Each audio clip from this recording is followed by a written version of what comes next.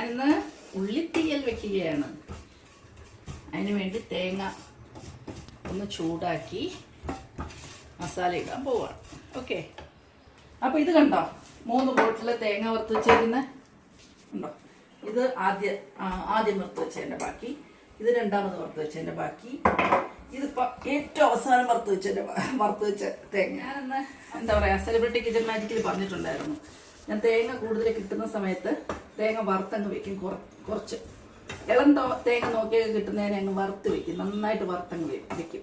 അപ്പം നമുക്ക് ഇതുപോലെ ഇച്ചിരി തീയൽ വെക്കാനോ കടലക്കറി വെക്കാനോ വറുത്തരച്ച മീൻകറി വെക്കാനോ വറുത്തരച്ച ചിക്കൻ കറി വെക്കാനോ എന്തിനെങ്കിലും നമുക്ക് വറുത്തരച്ച് വെക്കുന്നതിന് അപ്പോൾ സമയം ലാഭിക്കാം. നമുക്ക് ആ സമയത്ത് പെട്ടെന്ന് വറുത്ത തേങ്ങ എടുത്തൊന്ന് ജസ്റ്റ് ചൂടാക്കി ആ മസാലയും കൂടെ ചേർത്ത് പെട്ടെന്ന് നമുക്ക് കാര്യങ്ങൾ നടക്കും. അപ്പോൾ ഈ ഓഫീസിലൊക്കെ പോകുന്ന തിരക്കിട്ട ജീവിത ഇതിൽ നമുക്ക് ഒരു എളുപ്പം വഴിയാണ് ഇത്. മസാല ചേർക്കാൻ പോകുന്നത്. അപ്പോൾ എനിക്കിത് പെട്ടെന്ന് 10 മിനിറ്റ് കൊണ്ട് സംഗതി തീയലിപ്പോൾ റെഡിയാവും. തേങ്ങ വറുത്ത ഇരുന്നുകൊണ്ട് ഒന്ന് ചൂടാക്കി മസാലയും കൂടി ഇട്ട് ഒന്ന് ചൂടാക്കി, മുളക് മല്ലിയൊക്കെയാണേ, ഒന്ന് ചൂടാക്കി അരച്ച് ഉള്ളി വഴറ്റി അരപ്പൊഴിച്ചാൽ ഉള്ളി തീയൽ റെഡി. ഓക്കെ.